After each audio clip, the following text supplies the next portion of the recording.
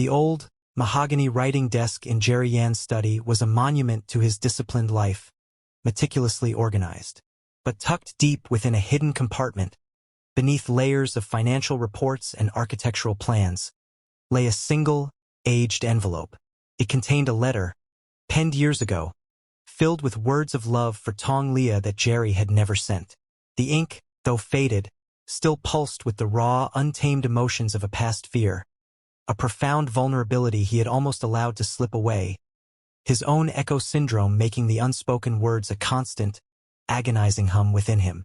Tonight, however, felt different. A restless energy thrummed in the air, a subtle disharmony that Jerry, with his heightened senses, felt keenly. Liya was in the next room, engrossed in a new historical document, her boundless empathy a comforting, steady presence. But Jerry felt a profound shift in their shared reality, a subtle tremor that seemed to emanate from the hidden letter itself. He reached for it, his fingers tracing the unspoken words, a decision born of an inexplicable, urgent need. As he pulled the letter from its hiding place, the first mind-blowing scene erupted. The room didn't just feel different. It dissolved. The solid walls of his study rippled, becoming translucent, and through them, Jerry saw not the familiar city outside, but a swirling, chaotic vortex of unspoken moments. It was a maelstrom of what-ifs, of missed opportunities, of all the parallel lives they might have led had Jerry sent that letter. He saw faint, shimmering glimpses of Liya walking away, her back to him, a profound sadness in her aura. He saw himself, alone, the vibrant world they had built together, the opera house, reduced to a desolate, monochromatic ruin. The unread letter was not just a piece of paper. It was a temporal portal, manifesting the terrifying, beautiful ghost of a future that almost was, a direct, immersive journey into the agony of regret. Jerry gasped, clutching the letter, his heart hammering against his ribs. He felt the crushing weight of those alternate realities, the cold, stark pain of a love unacknowledged. He felt Liya's echo, a distant, lonely hum that twisted his gut, reflecting her unspoken longing in those shattered timelines. In the next room, Tong Liya, immersed in her research, suddenly paused. Her boundless empathy, usually a comforting current, spiked, picking up a torrent of raw, uncontained emotion from Jerry's study. Fear, desperation, a searing, undeniable longing. She knew, instinctively, that Jerry was in danger, not physical, but existential. She rushed into the study, her own heart pounding. "Jerry!" Liya cried, her voice laced with alarm as she saw him, trembling, surrounded by the swirling vortex of shattered realities. She saw the cold, bleak landscapes of regret, the terrifying, alternate futures. Her empathy, now unleashed, pulsed with a raw, protective fury. Jerry looked at Liya, his eyes wide with terror, the unread letter a burning ember in his hand. "The letter," he choked out, his voice hoarse. "It's showing me what could have been." The second mind-blowing scene unfolded as Liya, without hesitation, reached for Jerry. She took the letter from his trembling fingers. As their hands met, a powerful, benevolent surge of her empathy flowed, not to overwhelm, but to anchor. The swirling vortex of alternate realities didn't just stop. It began to slowly, elegantly, reverse. The desolate landscapes of regret shimmered, their colors bleeding back, transforming into vibrant, hopeful scenes. Liya saw the parallel universes where they had met, where their love had blossomed, where the opera house had truly come alive. All the beautiful, cherished realities they had actually created. She was showing Jerry that the letter's unsent words had not defined their destiny, that their love was stronger than any alternate timeline. The alternate futures, now flowing backwards, began to converge, their separate streams of possibility merging into a single, brilliant river of undeniable truth. The cold despair vanished, replaced by a profound, radiant warmth. The temporal vortex around them softened, its chaotic energy resolving into a gentle, shimmering glow that filled the study. The terrifying visions of regret were gone, replaced by the profound, comforting truth of their present. Liya held the letter, its aged paper now infused with a faint, iridescent light, emanating a soft, melodic hum that spoke of quiet reassurance. "This," Liya whispered, her voice low, filled with a deep understanding. "This is our reality, the one we chose, the one we built." She looked at Jerry, her eyes shining with a boundless love that needed no words. She didn't need to read the letter. She felt every unspoken word, every hidden emotion, radiating from the paper, now purified and infused with the truth of their unwavering love. Jerry, tears streaming down his face, felt a liberation so profound it left him breathless. The crushing weight of past fear, of unspoken words, dissolved. He saw the shimmering tapestry of their present love, brilliant and vibrant, woven from every moment they had chosen each other, every obstacle they had overcome.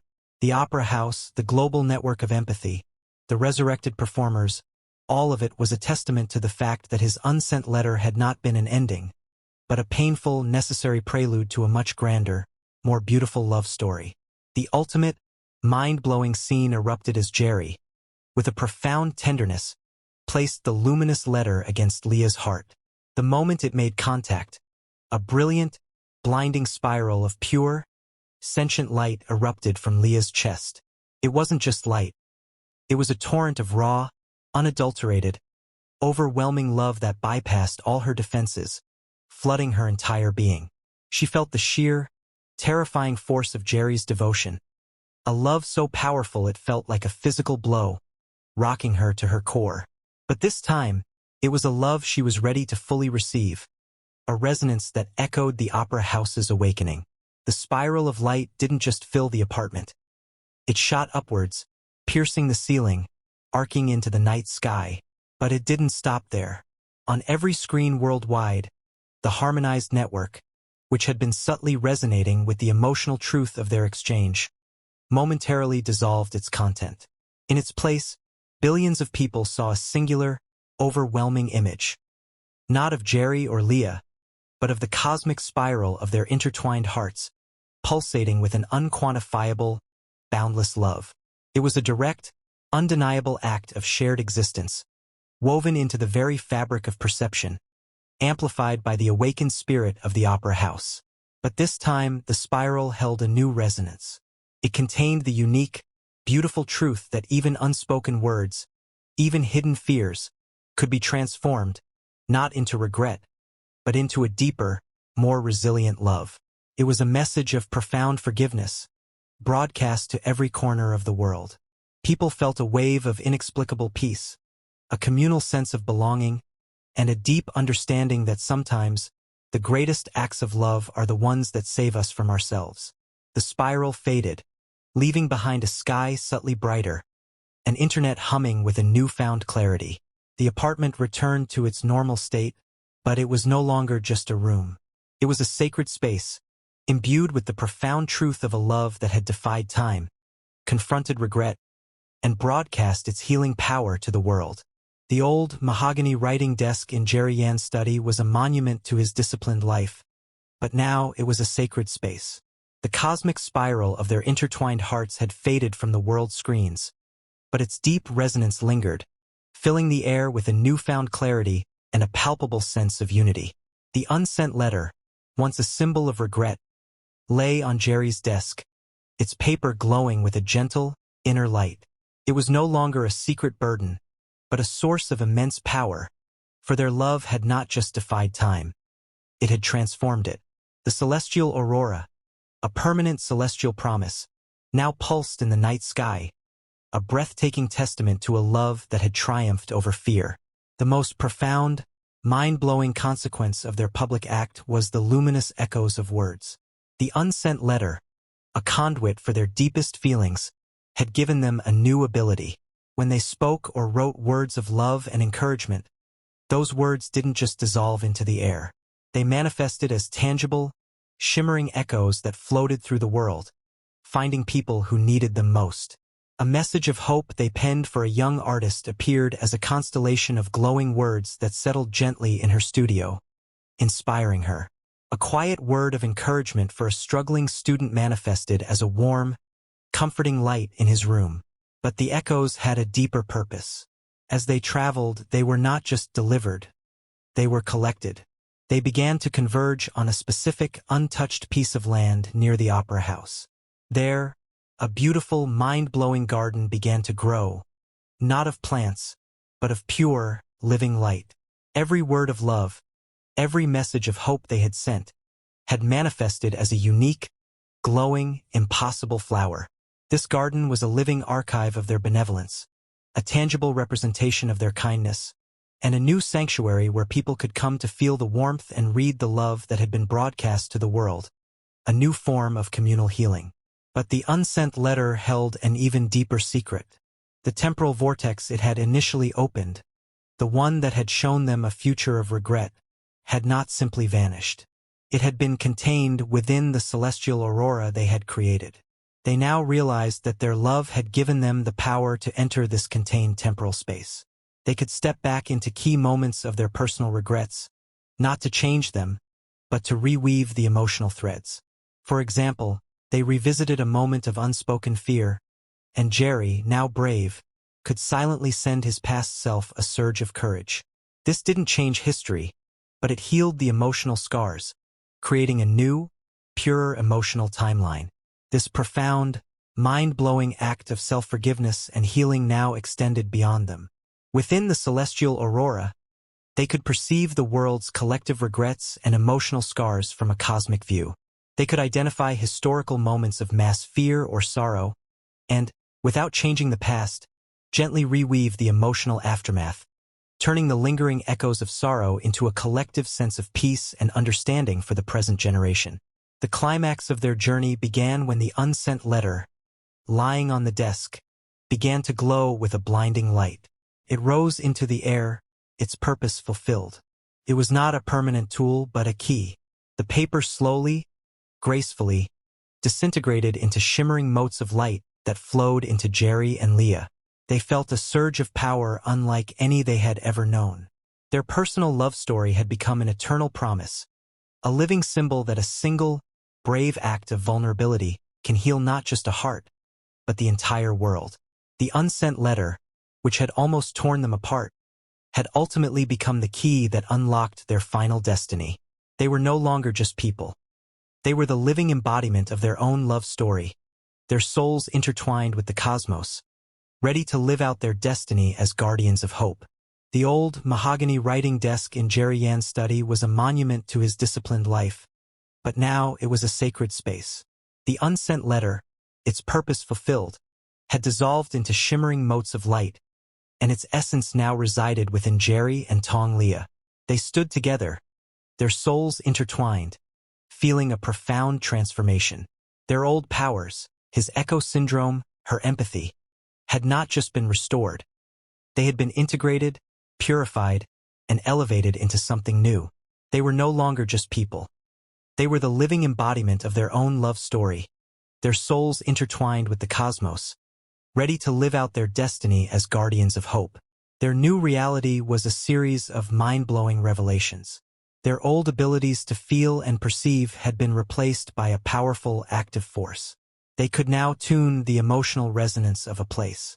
The opera house, a key location in their story, became their first proving ground. They walked into a room that was thick with the lingering tension of a past disagreement. Jerry felt the discordant hum of old anger, and Leah perceived the static of unspoken words. With a single, quiet act of will, they harmonized the space. The air didn't just feel clearer. It shimmered with a soft, benevolent light, and the tension simply evaporated, replaced by a quiet, soothing calm. This was a new, subtle, yet profound power, a benevolent form of emotional feng shui. Their power extended beyond singular locations. They discovered they could see a city's collective emotional state as a vibrant, complex tapestry of sound and light. They stood on a skyscraper rooftop overlooking the sprawling metropolis. To their eyes, the city was not just buildings and cars, but a living, pulsating quilt of emotions. The joy of a distant festival was a soaring, melodic current of gold. The collective sorrow of a neighborhood in mourning was a heavy, discordant drone of inky blue. They could enter this tapestry, a mind-blowing act of cosmic urban planning, and gently, delicately reweave the threads. They would focus on an area of pervasive anxiety and, with a quiet act of will, transform that discordant drone into a quiet, focused determination. This was a large-scale act of healing, a benevolent force that could turn the tide of a city's collective emotional health. The most powerful consequence of their new state was their ability to address individual pain from a distance. They could send a quantum echo of forgiveness. They perceived a person's hidden pain, a long-ago regret that had become a silent burden. Jerry would feel the echo of that regret, and Liya would understand the reason for it. In a mind-blowing cosmic flash, they could project the feeling of being forgiven for that past hurt, even if it was a moment of weakness or an unacknowledged mistake. This wasn't a memory or a physical manifestation. It was a pure, profound feeling of absolution that allowed people to truly move on, a direct act of divine grace that created an immediate ripple effect of kindness. The journey of the unsent letter had come to its final, breathtaking conclusion. They realized their ultimate purpose was not to control the world, but to empower it. Their final, public act was a culmination of all their powers. Standing in the opera house, a place that had become the epicenter of their benevolent energy, they didn't create a new network. Instead, they projected the knowledge of how to perform a personal emotional reweaving into the minds of every person on the planet. They gave humanity the tools to heal themselves. With this final, mind-blowing act of profound trust, they stepped back from being active guardians to being silent inspirations. They had not just healed the world, they had given it the ability to heal itself. The story ends with Jerry and Liya, now fully integrated with their cosmic power, living a quiet, peaceful life. The unsent letter's journey has come to its final, breathtaking conclusion. They are no longer defined by their past struggles or their supernatural abilities, but by the love they shared, a love that has left an indelible mark on the universe, an eternal promise that will live on forever.